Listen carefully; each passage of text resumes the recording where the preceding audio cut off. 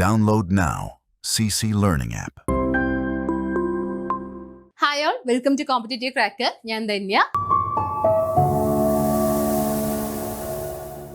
അപ്പൊ ഞാൻ കഴിഞ്ഞൊരു വീഡിയോ ചെയ്ത സമയത്ത് അതായത് എങ്ങനെ നമ്മൾ സെറ്റ് എക്സാമിനായിട്ട് അപ്ലൈ ചെയ്യാം ആ ഒരു വീഡിയോ ചെയ്തിട്ടുണ്ടായിരുന്നു. അപ്പൊ ആ വീഡിയോയുടെ താഴെ തന്നെ ഒരുപാട് ഡൗട്ട്സ് വന്നിട്ടുണ്ടായിരുന്നു. ഡൗട്ട്സ് ഒരുപാട് പേര് ചോദിച്ചിട്ടുണ്ടായിരുന്നു. അതായത് ഡൗട്ട്സ് ഇതൊക്കെയായിരുന്നു കേട്ടോ. B.Ed പഠിക്കുന്നവർക്ക്, അതായത് B.Ed ഇപ്പൊ ചെയ്തുകൊണ്ടിരിക്കുവാണ്, സെക്കൻഡ് സെം ആണ്, അപ്പൊ അപ്ലൈ ചെയ്യാൻ പറ്റുമോ? അല്ലെങ്കിൽ സെക്കൻഡ് ഇയർ ആണ്, അപ്ലൈ ചെയ്യാൻ പറ്റുമോ? അതുപോലെ തന്നെ PG പഠിച്ചുകൊണ്ടിരിക്കുന്നവർക്ക് അപ്ലൈ ചെയ്യാൻ പറ്റുമോ? അങ്ങനെയുള്ള കുറച്ച് ഡൗട്ട്സ് ഉണ്ടായിരുന്നു. അതിനോടൊപ്പം തന്നെ PG കഴിഞ്ഞ് B.Ed ഇല്ലാത്ത, അതായത് B.Ed വേണ്ടാത്ത സബ്ജക്ട്സ് ഉണ്ട് അല്ലെ? അപ്പൊ അതിന് നമുക്ക് PG കഴിഞ്ഞ ഉടനെ തന്നെ ഡയറക്റ്റ്ലി നമുക്ക് സെറ്റിനായിട്ട് അപ്ലൈ ചെയ്യാം. അപ്പൊ അങ്ങനെയുള്ള ചില ഡൗട്ട്സും കൂടെ വന്നിട്ടുണ്ടായിരുന്നു. അപ്പൊ ഇന്നത്തെ വീഡിയോ അത് തന്നെയാണ്, നിങ്ങൾക്കുള്ള ഉത്തരവായിട്ടാണ് ഇന്ന് ഞാൻ ഈ ഒരു വീഡിയോയിൽ വന്നിരിക്കുന്നത്. അതായത് ആർക്കൊക്കെ അപ്ലൈ ചെയ്യാം, വരാൻ പോകുന്ന സെറ്റ് എക്സാം ആർക്കൊക്കെ അപ്ലൈ ചെയ്യാന്നുള്ളതാണ്. അപ്പൊ അത് നിങ്ങൾ കൃത്യമായിട്ട് മനസ്സിലാക്കി കഴിഞ്ഞാൽ ആർക്കൊക്കെയാണോ അപ്ലൈ ചെയ്യാൻ പറ്റുന്നത് അവർ ഉറപ്പായിട്ടും എത്രയും പെട്ടെന്ന് തന്നെ അപ്ലൈ ചെയ്യുക. കാരണം അപ്ലൈ ചെയ്യാനായിട്ട് നമുക്ക് അധികം സമയമൊന്നും വേണ്ട അല്ലെ? നമ്മുടെ കുറച്ച് ഡീറ്റെയിൽസും കാര്യങ്ങളൊക്കെ ഞാൻ കഴിഞ്ഞ വീഡിയോയിൽ എങ്ങനെയാണ് അപ്ലൈ ചെയ്യേണ്ടതെന്നുള്ള കാര്യം പറഞ്ഞിട്ടുണ്ടായിരുന്നു. അപ്പൊ നിങ്ങൾക്ക് എന്തെങ്കിലും ഡൗട്ട്സ് ഉണ്ടെങ്കിൽ ആ വീഡിയോ ഒന്ന് എടുത്ത് നോക്കാനായിട്ട് ശ്രമിക്കാം. പിന്നെ അതിൽ വന്ന വേറൊരു കമന്റ് ആയിരുന്നു, നോൺ ക്രിമിനൽ സർട്ടിഫിക്കറ്റ് ഇപ്പൊ തന്നെ എടുത്ത് വെക്കണോന്നുള്ളത്. അത് ഉറപ്പായിട്ട് നിങ്ങൾ എടുത്ത് വെക്കണം. കാരണം നമ്മൾ വെരിഫിക്കേഷന്റെ സമയത്ത് അപ്പൊ നോൺ ക്രിമിനൽ സർട്ടിഫിക്കറ്റ് അപ്പൊ ഉണ്ടാക്കി കൊടുക്കാൻ പറ്റില്ല. നമ്മൾ അപ്ലൈ ചെയ്യുന്ന സമയത്ത് തന്നെ നോൺ ക്രിമിനൽ സർട്ടിഫിക്കറ്റ് നമ്മൾ എടുത്ത് വെക്കണം. അപ്പൊ ആ ഒരു സർട്ടിഫിക്കറ്റ് ആണ് നമ്മൾ വെരിഫിക്കേഷന്റെ സമയത്ത് അത് കൊടുക്കേണ്ടത്. അതായത് ഇപ്പൊ എടുത്ത് വെച്ച നോൺ ക്രിമിനൽ സർട്ടിഫിക്കറ്റ് ആണ് അപ്പൊ കൊടുക്കേണ്ടതെന്നുള്ളതാണ്. അപ്പൊ അതുകൊണ്ട് തന്നെ ആ ഒരു ഡൗട്ടും ക്ലിയർ ആയി എന്ന് വിശ്വസിക്കുന്നു.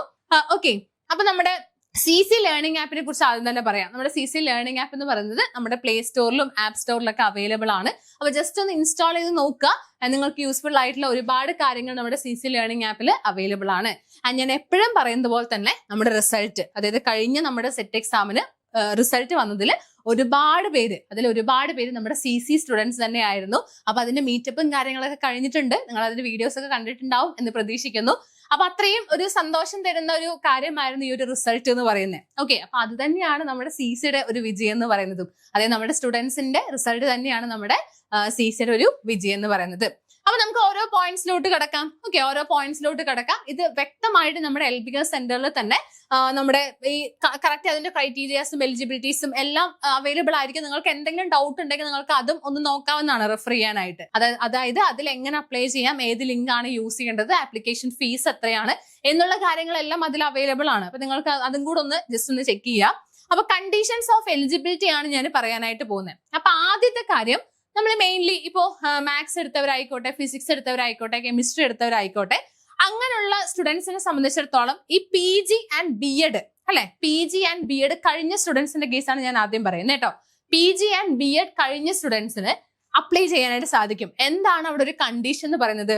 50% മാർക്ക് എങ്കിലും വേണം എന്നുള്ളതാണ്. ഓക്കെ, 50% മാർക്ക് അല്ലെങ്കിൽ ഇക്വാലന്റ് ഗ്രേഡ്, അതായത് ഒന്നില്ലെങ്കിൽ പെർസെന്റേജ് ആയിരിക്കാം, ഗ്രേഡ് ആയിരിക്കാം, മാർക്ക് ആയിരിക്കാം, എങ്ങനെയാണെന്നുണ്ടെങ്കിലും ഏകദേശം ആ ഒരു മാർക്കിന് മുകളിലുള്ളവർക്ക് മാത്രമേ അപ്ലൈ ചെയ്യാനായിട്ട് സാധിക്കുള്ളൂ എന്നുള്ളതാണ് ഒന്നാമത്തെ criteria എന്ന് പറയുന്നത്. Okay, those who have acquired master's degree in the subjects concerned with not less than 50% marks or equivalent grade and B.Ed, അതായത് PG യും B.Ed, okay, and B.Ed degree in any discipline from any one of the universities in Kerala or have acquired these qualifications from any other university recognized as equivalent, thereto are eligible to apply the set July 2026. അപ്പൊ ഇവിടെ കൃത്യമായിട്ട് പറയുന്നുണ്ട്, നമ്മുടെ Calicut university ഉണ്ട്, Kerala university ഉണ്ട്, അങ്ങനെ famous ആയിട്ടുള്ള universities ഉണ്ട് അല്ലെ, യൂണിവേഴ്സിറ്റീസ് ഇൻ കേരള.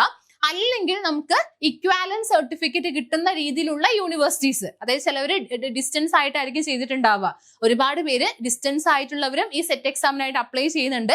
അപ്പൊ എന്ത് മാത്രം മതി? നമ്മുടെ കേരളത്തിൽ നിന്നുള്ള ഒരു ഇക്വാലൻസി സർട്ടിഫിക്കറ്റ് മാത്രം മതി എന്നുള്ളതാണ്. അപ്പൊ അത് ഉറപ്പായിട്ടും വേണം. അതില്ലെങ്കിൽ നമുക്ക് ഒരിക്കലും സെറ്റ് എക്സാമിന് അപ്ലൈ ചെയ്യാനായിട്ട് സാധിക്കില്ല. ഡിസ്റ്റൻസ് ആയിട്ട് എടുത്തവരോടാണ് ഞാൻ പറയുന്നത്, നിങ്ങൾക്ക് ആ ഒരു ഇക്വാലന്റ് സർട്ടിഫിക്കറ്റ് കിട്ടിയിട്ടുണ്ടോ എന്നൊരു കാര്യം നിങ്ങൾ ചെക്ക് ചെയ്യുക. പിന്നെ അടുത്ത കാര്യം, four mathematics, physics, chemistry, botany and zoology, those having MSc B.Ed degree in the subjects concerned with not less than 50% marks or equivalent grade from any one of the regional institute of education sponsored by the NCERT and eligible to apply. Okay, അപ്പൊ അവിടെ integrated ആണെന്നുണ്ടെങ്കിൽ അത് നിങ്ങൾക്ക് apply ചെയ്യാം എന്നുള്ളതാണ് പറയുന്നത്. Okay, ഇനി അടുത്തതാണ് വളരെ കൃത്യമായിട്ട് ശ്രദ്ധിക്കേണ്ടത്. അതായത് ഇവിടെ ഇന്റഗ്രേറ്റഡിനെ കുറിച്ചാണ് പറയുന്നത് കേട്ടോ. അപ്പൊ അതിനും നിങ്ങൾക്ക് ഈ പറഞ്ഞ 50% മാർക്ക് വേണം എന്നുള്ളതാ പറയുന്നത്.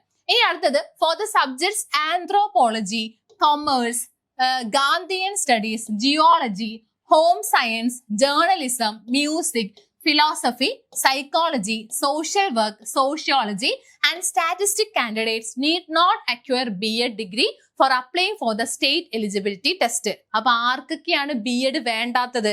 അതായത് PG സബ്ജക്ട്സ് ആയിട്ടുള്ള anthropology, commerce, Gandhian studies, geology, home science, journalism, music, philosophy, psychology, social work, sociology and statistics. അപ്പൊ ഇത് പഠിച്ച PG സ്റ്റുഡൻസിന് എന്ത് വേണമെന്നില്ല? B.Ed വേണമെന്നില്ല.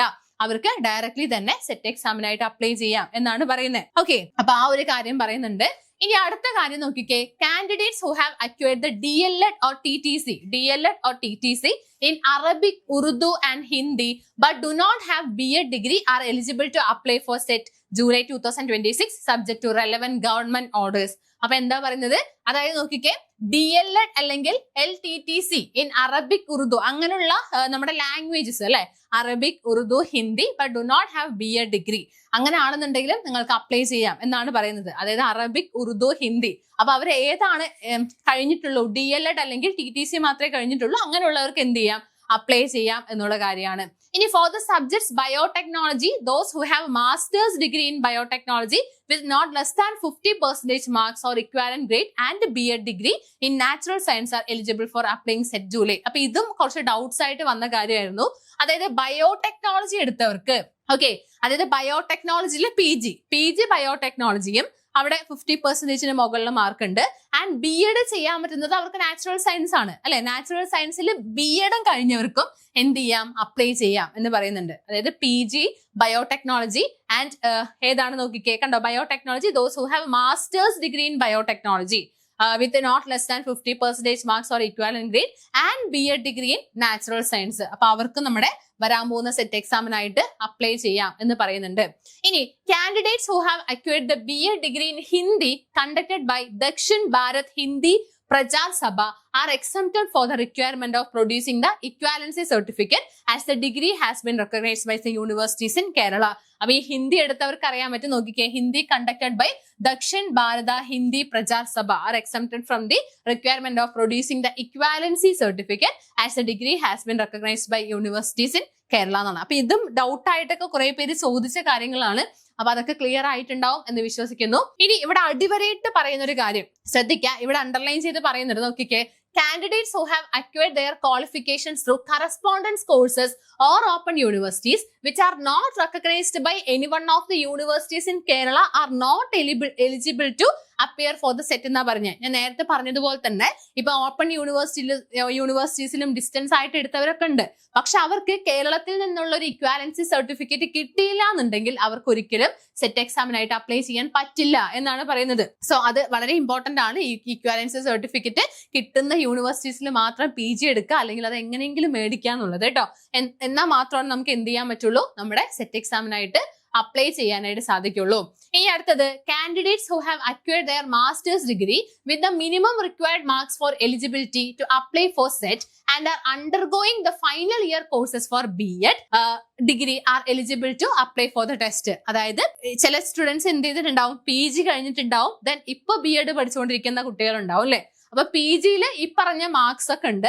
And final year course for B.Ed, അതായത് B.Edന്റെ സെക്കൻഡ് ഇയർ ആണെന്നുണ്ടെങ്കിൽ, അതായത് ഫൈനൽ ഇയർ സ്റ്റുഡൻസിന് എന്ത് ചെയ്യാം?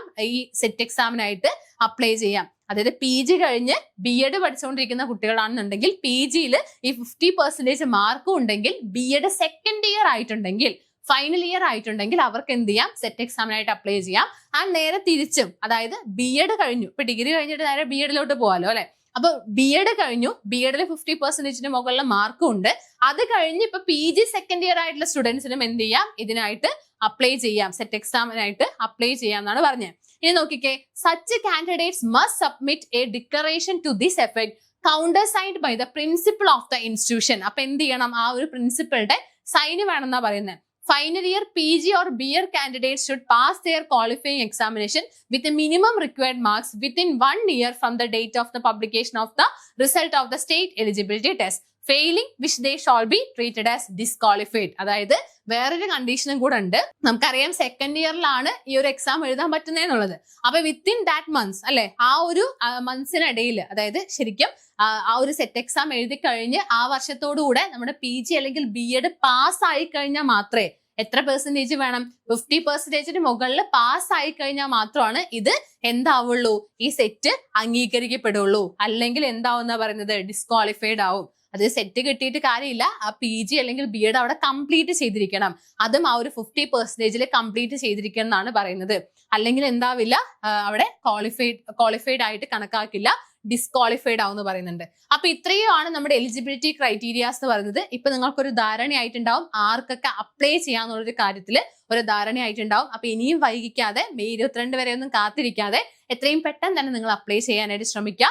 സോ പഠിക്കാനായിട്ടും സ്റ്റാർട്ട് ചെയ്യുക. അപ്പൊ നമ്മുടെ CCയിൽ ഇപ്പോൾ ഓൾറെഡി 90 ഡേയ്സിന്റെ ബാച്ച് സ്റ്റാർട്ട് ചെയ്ത് കഴിഞ്ഞു. നമ്മളിവിടെ ക്ലാസ്സസ് ഒക്കെ നല്ല അടിപൊളിയായിട്ട് തന്നെ പോകുന്നുണ്ട്. അപ്പൊ പലവരും പഠിക്കാൻ തുടങ്ങി എന്നൊരു സത്യം നിങ്ങൾ മനസ്സിലാക്കാം. ഓക്കെ, നിങ്ങൾ പഠിക്കാൻ തുടങ്ങിയോ ഇല്ലയോ, പക്ഷെ നിങ്ങളുടെ കൂടെ ഇരിക്കുന്ന എല്ലാവരും പഠിക്കാൻ സ്റ്റാർട്ട് ചെയ്തിട്ടുണ്ട്. അപ്പൊ നിങ്ങൾ പഠിക്കാതിരിക്കരുത്, ഉറപ്പായിട്ടും അവരുടെ കൂടെ തന്നെ പഠിക്കാനായിട്ട് ശ്രമിക്കുക. സോ നമ്മുടെ CCയിലെ 90 ഡേയ്സ് ബാച്ച് സ്റ്റാർട്ട് ചെയ്തിട്ടുണ്ട്. നോക്കിക്കേ, നിങ്ങളുടെ വിജയത്തിലേക്കുള്ള യാത്ര ഇവിടെ തുടങ്ങുന്നു എന്നുള്ളതാണ്. അപ്പൊ അങ്ങനെ നിങ്ങൾക്കും തുടക്കം കുറിക്കാൻ സാധിക്കട്ടെ എന്ന് ഞാൻ ആത്മാർത്ഥമായിട്ട് ആശംസിക്കുകയാണ്. ഓക്കെ, അപ്പൊ നന്നായിട്ട് പഠിക്കാനായിട്ട് ശ്രമിക്കുക. ഇനിയും നിങ്ങൾക്ക് എന്തെങ്കിലും ഡൗട്ട്സോ കാര്യങ്ങളൊക്കെ ഉണ്ടെങ്കിൽ ഉറപ്പായിട്ട് നിങ്ങൾക്ക് വീഡിയോന് താഴെ കമന്റ് ചെയ്യാവുന്നതാണ്. So that's all from this session. Thank you.